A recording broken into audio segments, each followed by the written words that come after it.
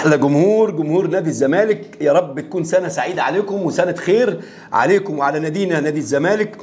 تحيه لكل جمهور نادي الزمالك اللي ما شاء الله لسه بادئ في القناه، وما شاء الله شايف دعم كبير جدا، وانا مش هنجح الا بيكم. والقناه دي قناتكم انتوا وصوتكم انتوا كزملكاويه، واحنا مش ضد حد ولا مع حد، احنا مع نادي الزمالك من اخبار، ونتمنى نادي الزمالك اذا في حاجه وحشه في مجلس اداره هنقولها له، واذا في حاجه حلوه هنقولها له.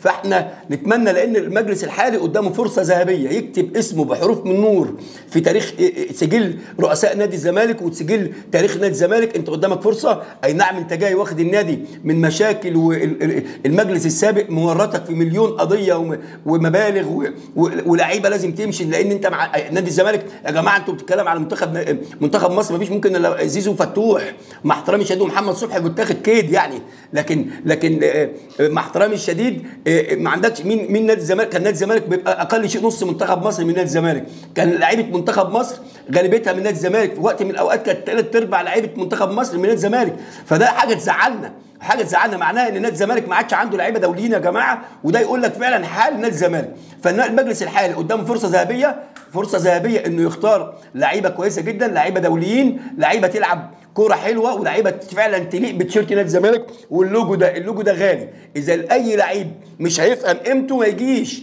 نادي الزمالك ما بيقفش على حد ولا عمره هيقف على حد، ونادي الزمالك مهما غاب اسمه موجود في البطولات، موجوده في افريقيا، دوري، كاس، كونفدراليه، في الدوري، في الكاس، كل البطولات بفضل الله، بطوله عربيه، اسم نادي الزمالك منور.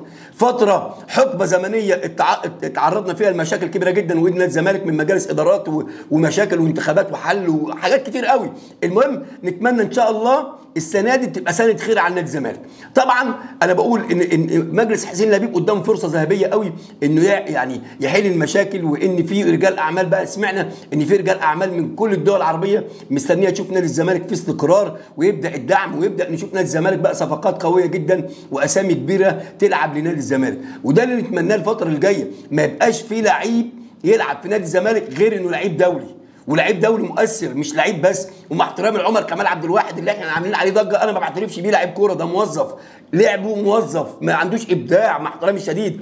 لو انت بتتكلم يعني، انت لو بتتكلم على عمر كمال عبد الواحد، لا بالعكس، يمكن انت كان عندك لعيبه كان ممكن تديك باك رايت وانت مشيت. كان عندك احمد عيد الباك رايت ده، كان اقسم بالله كان مستقبل نادي الزمالك، كان لعيب كويس وخامه طيبه. انت محتاج تجيب لعيبه، محتاج تشوف الناشئين اللي عندك الحلوين اللي تقدر تصعدهم، محتاج تبيع بسرعه. فنادي الزمالك بيسابق الزمن وسابق الوقت انه يتخلص من اللعيبه اللي عنده اللي مالهاش اي لازمه. اسامي كتيره جدا لازم تمشي من نادي الزمالك، ولازم تكون مجهز ليها. كنت اتمنى الدورتين اللي في ابو ظبي ان شاء الله انا هحضرهم من الاستاد، ويمكن احاول اعمل لقاءات في الاستاد ان شاء الله، وهتبقى لايف معاكم ان شاء الله من دورتي دبي وابو ظبي، وهنبقى مع بعض ان شاء الله لايف. بس الفكره انا كنت اتمنى ان نادي الزمالك يلحق يعمل صفقات هي اللي تدخل تشترك معاك في البطوله دي، لان البطوله دي انت هتلاعب خصوم قويه جدا، هتبدا بالوحده وهتلاعب اسامي كبيره جدا، هتلاعب الاهلي السعودي. المهم فانت لازم تبقى جاهز، وكنا نتمنى ان يبقى في لعيبه جديده تدخل مع الزمالك في البطولات دي والجو ده علشان تقدر تقيس مستواها صح. لكن انت هتاخد نفس القماشه ونفس اللعيبه وهترجع بيهم. وانا برجع بقول المجلس معذور، لان لسه مشكله ايقاف القيد موجوده، فما تتحل وتقدر تتعاقد مع اسامي جديده، ده الاهم. بس الاهم يكون في سيستم بقى، نحط قانون ونظام لنادي الزمالك، عقوبات على اللعيبه ليك وعليك، نسبة مشاركة وهتلعب قد ايه وهتاخد كام، يبقى في عقود كده تديك حقك وتاخد. اللعيب اللي ما بيلعبش ما ينفعش ياخد زي اللي بيلعب، اللعيب مؤثر ما ينفعش ياخد، يبقى في قايمه وفي لائحه قويه. واللعيب اللي يتنمرض واللعيب اللي بيطلع في التلفزيون لائحه وما تتغيرش وما فيش مجاملات. والمجلس يمكن طبعا كان في بدايته طلع في قرار على فتوح معاه وعرضهم للبيع، لا انت رجعت في القرار مع ان وجود فتوح، يبقى انا ما استعجلش بعد كده، ادرس الكلام بتاعي. انا قد القول هبيع واطلع وابيع، مش قد القول لا ادرس اتريس، ما اطلعش اقول كلام عشان ما يتاخدش عليا بعد كده. فده اللي اتمنى نادي الزمالك يحصل الفتره الجايه، ان يبقى في نظام قوي، سيستم قوي، لعيبه دوليين يلعبوا في نادي الزمالك، ما نجاملش. نادي الزمالك اهم من اي حد، اهم من اي منصب، اهم من اي مدير نادي.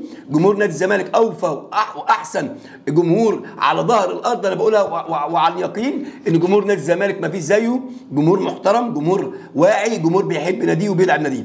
فنادي الزمالك وكابتن حسين لبيب قدامه فرصه ذهبيه انه يحفر اسمه في تاريخ انه يحل مشاكل نادي الزمالك الكبيره اللي موجوده حاليا، المشاكل اللي صدرها له المجلس القديم، مستقبل نادي الزمالك اللي مشاه سيف جعفر سيف جعفر ويوسف جعفر، ولا سيف جعفر ويوسف اسامه نبيه. اللعيبه دي كانت مستقبل نادي الزمالك يا جماعه، كان مستقبل نص ملعبك شباب يديك 10 سنين. مشاه امام عاشور بغض النظر، انا مش ندمان عليه، مش لعيب واو ما تندموش عليه، بالعكس برضو اللي مشاه المجلس القديم مشى كل النجوم، بن شرقي، ساس، كل النجوم كلها كانت في عصر كان المفروض هو يفضل هو لوحده لانه هو النجم الوحيد. المهم لهم ما له وعليه ما عليه، عشان ما نتجناش عليه، ربنا يوفقه، خلاص صفحه وانطوت. نتمنى التوفيق للي موجود حاليا انه يكمل وانه يحل المشاكل دي الاهم.